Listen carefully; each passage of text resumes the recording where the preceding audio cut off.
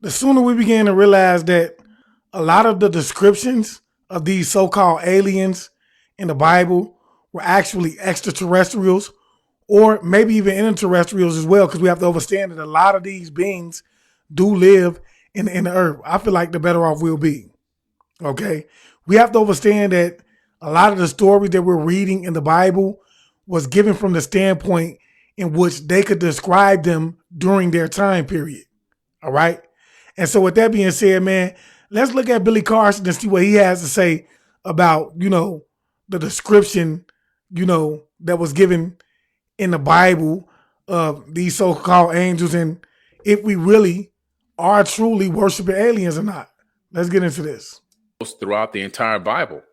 Again, more evidence of people running into situations where they're seeing advanced technology and they're trying to use the words that they actually know in their language at that time in that era to describe what they saw.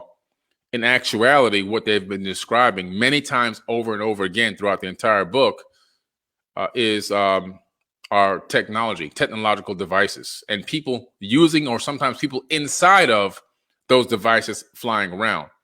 So are there descriptions of UFOs described in the Bible? Yeah.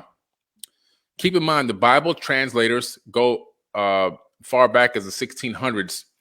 And basically what I did was I went through and instead of doing every single one of these verses, okay, what I did was I said, let me just count the number of these particular items that appear to be technological.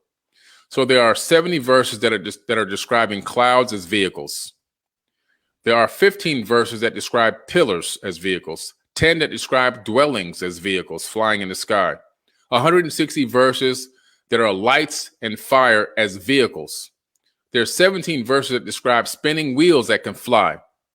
Ezekiel wheel will be another description of a wheel that I believe there was a UFO. I mean, you have to understand, if he's seeing something in a circular form, he has never seen this before. The only thing that he can describe this is going to be like a wheel. 22 verses that describe dark and shining objects that fly. There are 37 verses of various objects in the Bible that are described as UFOs. And basically they're like flying furnaces, burning bushes, eagles' wings, smoke, stars, and other objects. And also don't forget the first fleet of the Elohim, okay, which is a plural name for gods, plural. Elohim is a plural term. And it's referencing the Elohim are from the Enuma Elish and the 7 tablets of creation. They're known in the Epic of Atrahasis as well as the Ijiji. That's right. So now we've spoken on the Elohim word, okay? What you see in the Bible, they call God Elohim, right? That's not a singular word. It's a plural word, okay? So they're actually speaking to more than one God, okay? They're talking about gods. And we know the Ijiji, okay, were actually the slave of these Anunnaki gods, all right? So we'll get into that. We'll get into that a little more. The Elohim, they're the Ijiji, okay? That's a whole nother thing to get into. So virtually all religions either worship aliens or believe in aliens, and they don't even know it. And so when I talk about this, people seem to get really offended right away. They don't realize that they're worshiping aliens. I mean, it's admitted by them that they're worshiping aliens. They don't even want to admit it. So let's have a look at the definition of alien, right? A resident born in or belonging to another country. Well, we know that. An entity from outer space. Okay, interesting. An entity from outer space. Now that the definition is clear, let's take some look at what the religions on the planet say and what their origins are. Christianity, 2.1 billion people worship Jesus. Okay, and John said unto them, you are from beneath, I am from above. You are of this world, I am not of this world. Not from earth.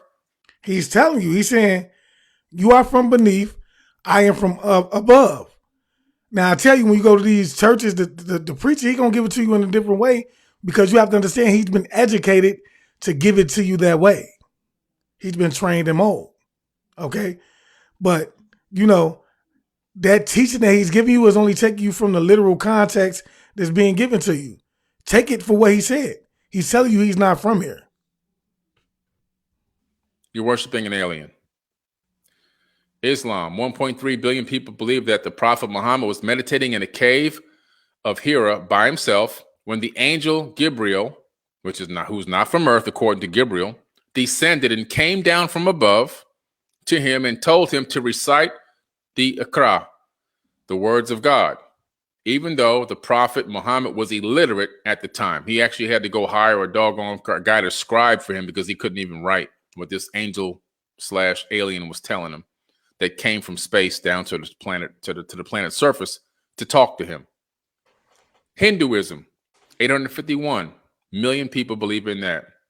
Hindus hold that the cosmos is populated by numerous deities and spiritual beings, gods and goddesses or devas, who actually influence the world and who interact with humans. They're not from Earth. They're not from Earth. Buddhism, 375 million people. Okay. The deities say certain branches of the larger Buddhist tradition, including the Mahayana, including a variety of gods and goddesses that are not from Earth. Mormons, 13.5 million. The angel Moroni, who's not from Earth, according to Angel Moroni, in Mormonism, is an angel that visited Joseph Smith on numerous occasions, beginning on September the 21st, 1823. According to Smith, the angel was the guardian of the golden plates, which the Latter-day Saints believe were the source of the material for the Book of Mormon, buried in a hill near Smith's home in western New York. This is just to name a few. Every single one of these religions believe that the people that they're worshiping and then honoring and everything else and praising and praying to are not from Earth. Their origin didn't start here. If I get into a spaceship and I fly to Mars and I meet somebody on Mars that lives on Mars, this is a hypothetical. I'm just making up a hypothetical for you.